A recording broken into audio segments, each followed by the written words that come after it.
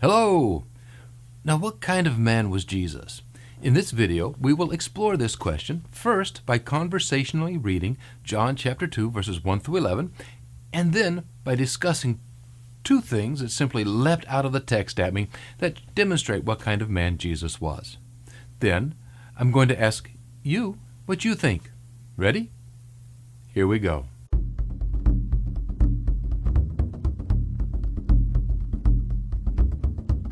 My name is Charles Yerkes, and this is the Simple, Not Shallow video channel.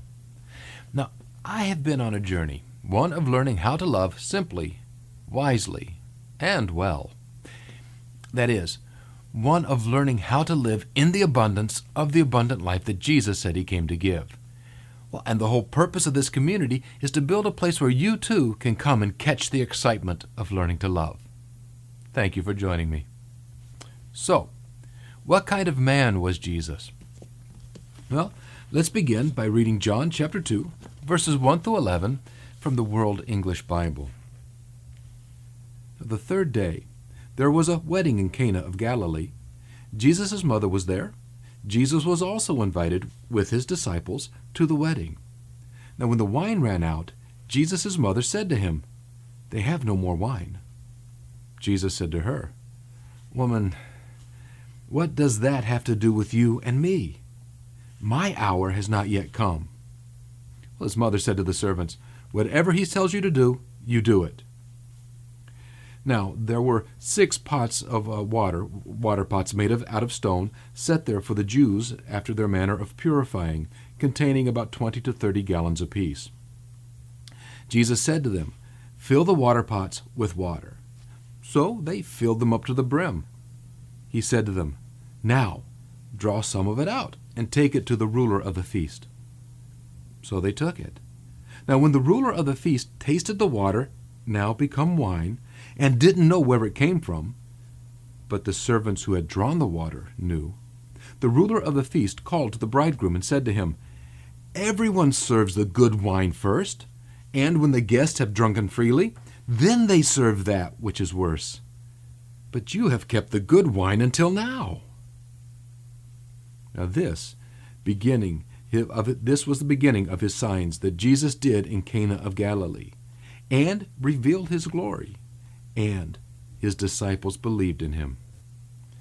That was John chapter 2, verses 1 through 11. Ready for some nuance? I hope so, because here we go. Now, the first thing that came to my mind while reading this was the reality of Jesus being in a mother-son relationship. Yeah, we all know that Mary was the mother of Jesus, and so, by definition, Jesus was her son. Yet, here we get some reality added to this, some depth shown, a small glimpse into this relationship. Here, the host of the wedding runs out of wine. Now, this was a very severe social wrong in this day, for the rules of hospitality at the time made this running out of wine much more significant than it would be today. This would truly have been scandalous, and it could have ruined the wedding. And Mary simply wanted to do something to help this family out, to prevent the scandal and the resulting shame that would incur. So, she comes to the one she knows can help, her son, and tells him to do something about it. Now, what impresses me here the most is that this has all the earmarks of a very strong and loving relationship. Allow me to paraphrase this interaction in an attempt to demonstrate what I mean. See, Mary says, "Hey, Jesus, these folks need your help. They're about to be greatly embarrassed on their wedding day. Do be a dear and do something about it." Jesus says in return, But Ma, Mary, having decided the issue, has already turned away and is telling the servants, "Do whatever He tells you to do." And then she simply walks away, for in her mind, problem solved. Now that's pretty classic if you think about it, and I do find it very humorous. "Son, take care of it, but Ma, I get it." "Son, do it." And what a very special moment, what a very special human moment to be let in on. Now notice something very important here. This is a very beautiful relationship between mother and son. And Jesus, who is both all man and all God, honors his mother. See, sometimes it's easy to forget this human aspect of Jesus. And here, his mother requires that something be done. She gives no ground. How very personal.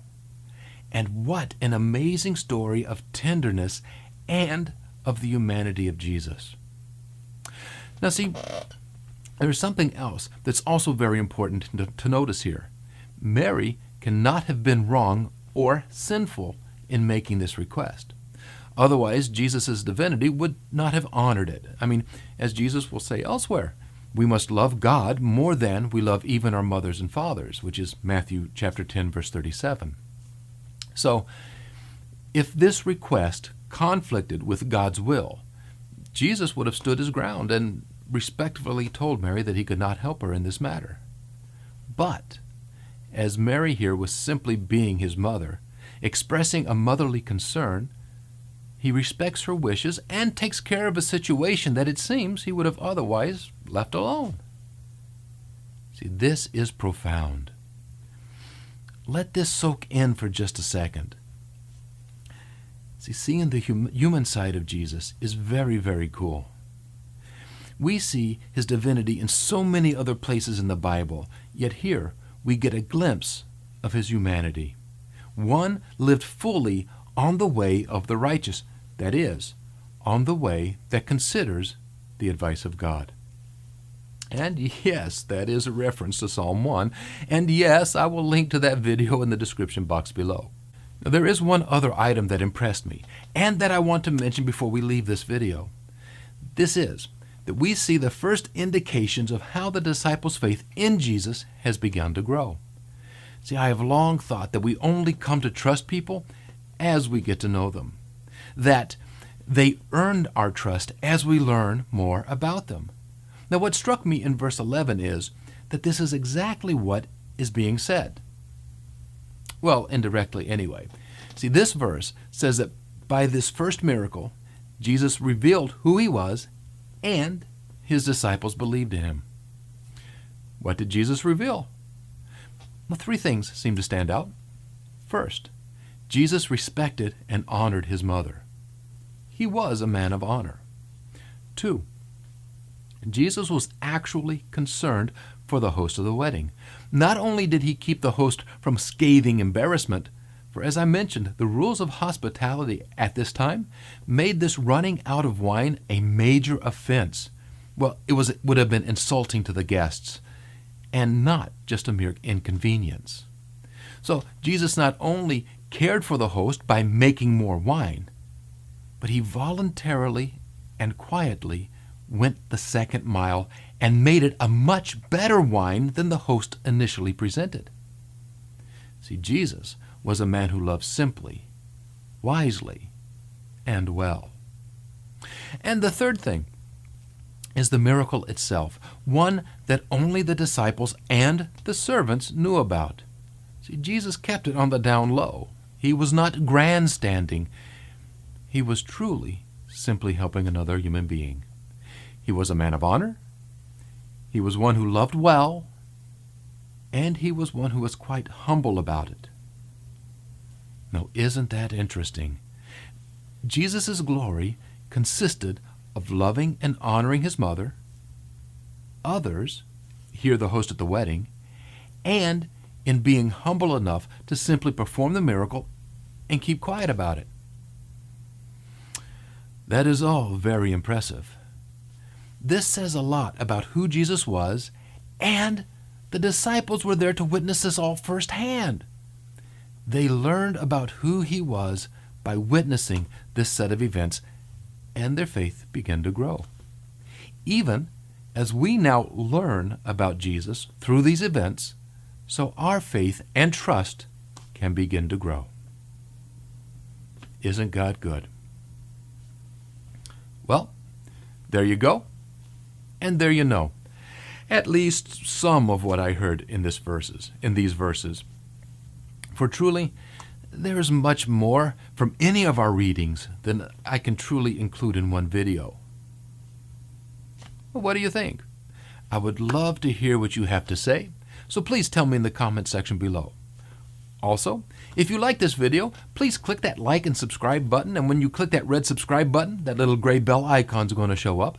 Make sure to click on that, as this will tell YouTube to notify you each time a new video is posted. And if you would like to help support this channel, I have included 4 affiliate links in the description box below.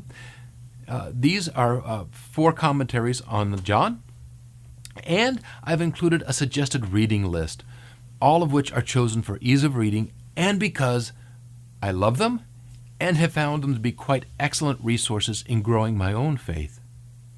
Thank you for your support. Also, another link I'm going to offer is one to a website called BibleHub.com.